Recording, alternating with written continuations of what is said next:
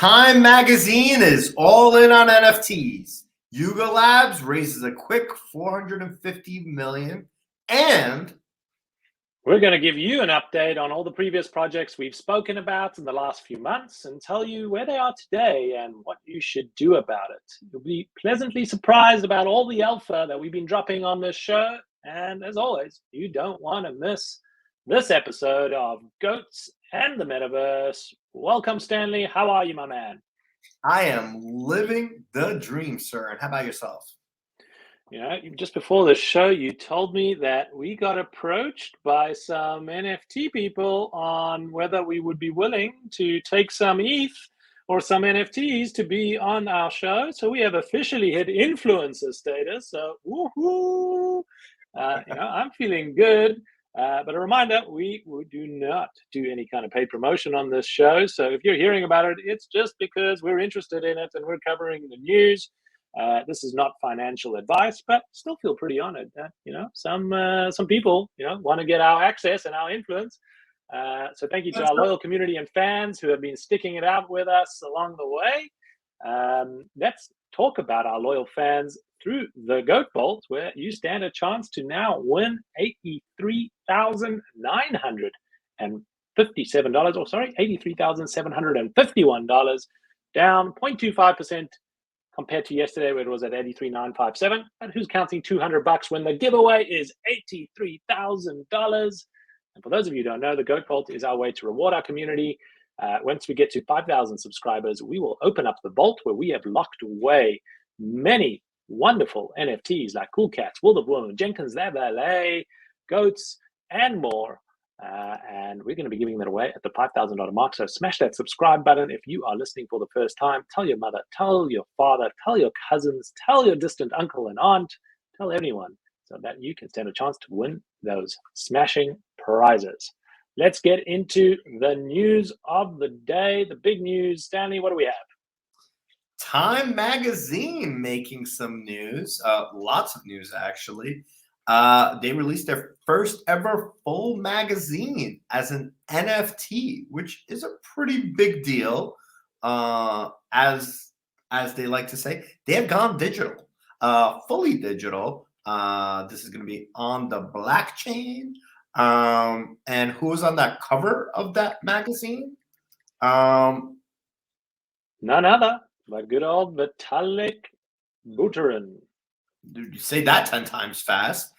Who's the creator of Ethereum and who sparked some, I don't know if you want to say controversy or talk, where a lot of people started making fun of him, saying he looks like Tom Brady on crack, I believe some of them said, and leave it up to the GOAT himself to jump in there and say, hey, Vitalik, we don't know each other, but I want to thank you because you have helped me to build. He's a big fan because he owns a crypto company, and hopefully I can meet you one day. You're the GOAT. So one GOAT giving another GOAT praise, which I thought was a pretty funny and great cultural moment where two people who are GOATs in their own industries, who one, Vitalik didn't even know who Tom Brady was, right? He said, I don't even know who that guy is. That's the funniest part of the whole thing. Is like, I don't know, I had to Google who Tom Brady was.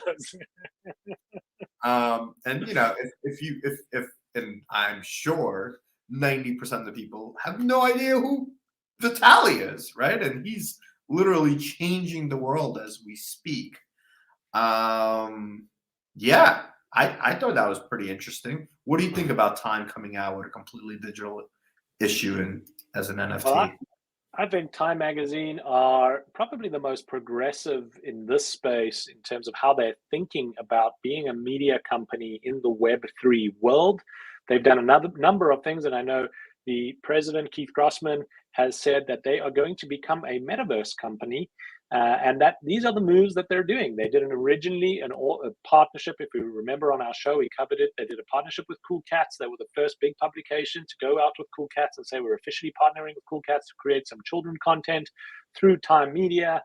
They released their time pieces, NFT collaboration with I think about 50 different artists, all designing different types of pieces, and that went and sold very successfully.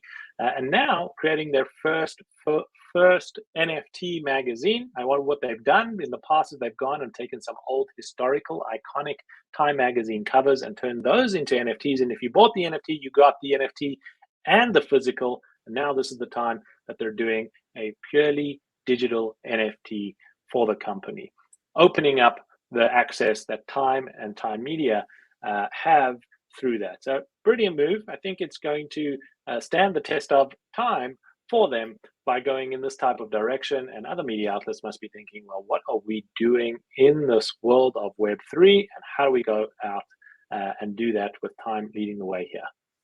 And one other thing they did, they announced they're accepting ApeCoin, which I thought was another brilliant move. You want to pay for a digital subscription? We'll take it in ApeCoin. And they were, I believe, one of the investors in Yuga as well, if I'm not mistaken. I think they were on that investor list, along with some other very big heavy hitters announced yesterday. $450 million raised at a $4 billion valuation. And that list was massive, massive, massive. And if I'm not mistaken, on one of the previous shows, I did mention that you had to have an ape or a mutant to be an investor. And that's 100% accurate. I mean, for anybody who's going to say Bored Ape sold out or Yuga sold out, Yuga's going to turn around and say, well, we didn't sell out. They're part of our community. And on the reveal, they had their page of all their investors, and everyone had to show their ape or their mutant. It was a pretty cool way to reveal your capital raise in round. And like you said, it was the who's who of investors participated in that round.